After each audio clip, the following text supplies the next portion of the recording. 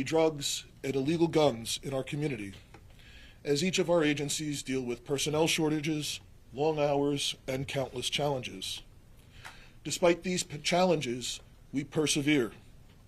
In response to numerous acts of violence, including shootings, murders, and robberies, all along another part of the Franklin Avenue corridor, not far from where Officer Mitchell gave his life, the Minneapolis Police Department's Gun Investigations Unit and the FBI began an investigation last fall into the nefarious activities of several members of the 10s and 20s criminal street gang, which operates primarily in South Minneapolis's Ventura Village neighborhood.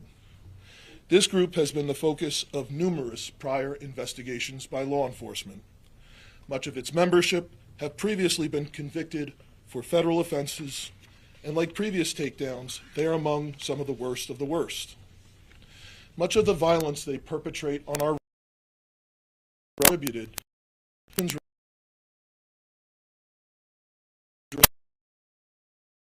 possession and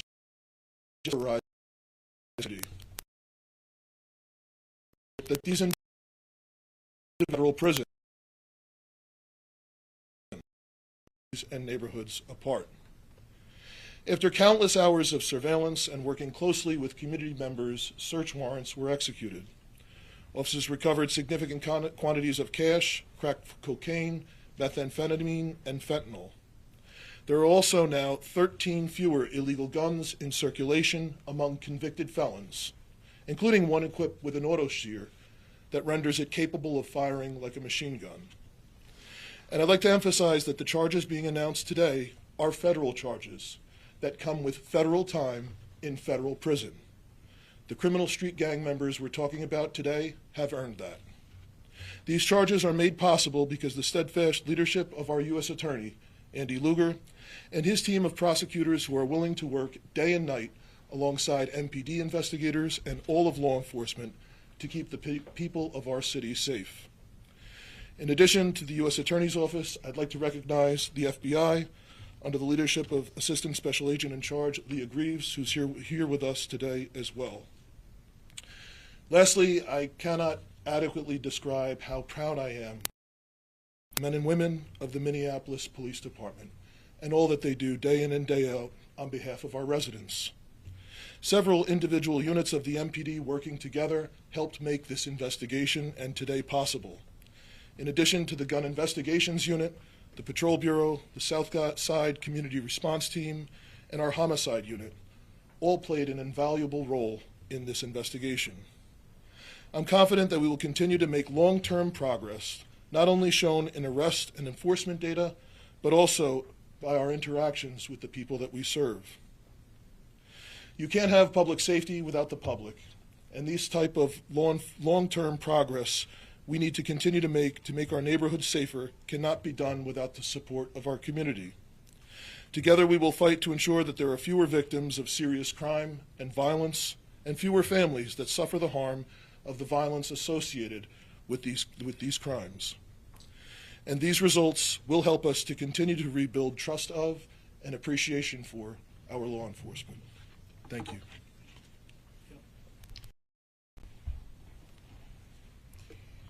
Today's announcement underscores the importance of long-standing partnerships that are essential to successful investigations and disruptions of criminal networks.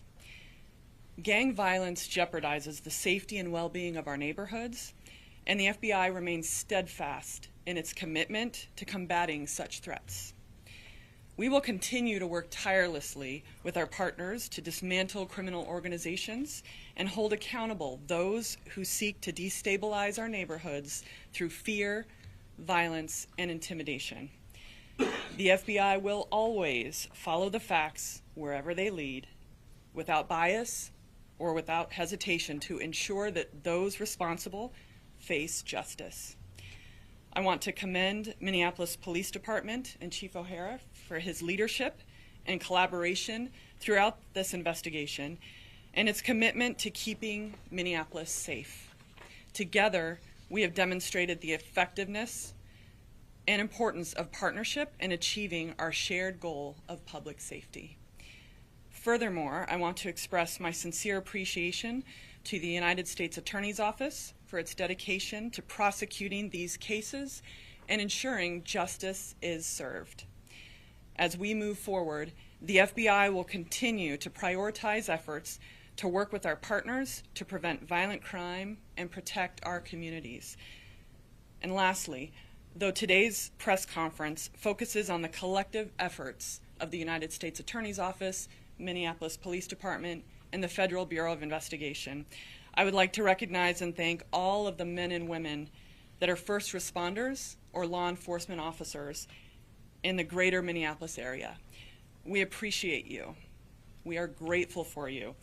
And we are all better when we work together. Thank you.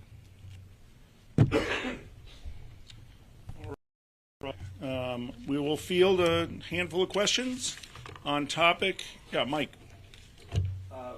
When were these individuals taken into custody, first of all? And second of all, what do you know about whether the 10s and 20s to a national, or is this hyper-local? It's hyper-local, and people were taken into custody over the course of a number of weeks. Sepik, you're second. RICO charges with this group? So we have to make a decision every time we look at a gang as to whether we can get them off the streets quickly and need to, or whether we will take longer to develop a RICO investigation. In this case, the decision was made jointly to get this gang off the streets as quickly as possible. It's a non-answer answer. Yeah, Stephen. How long was this period of activity? Were any enumerations given for Yeah, so this is a gang focused on attorney, a number of prison for terms that can expect documents that you'll like that'll talk on reason why there was activity over and we investigators just the reemergence we all jumped. They were Yes, out of prison, a little bit of. Can we get specific the crimes? Sure, you'll. Tasha's going to. Everybody is usually with either five charges or all that for you. Including like what they. Yeah, all. We're going to hand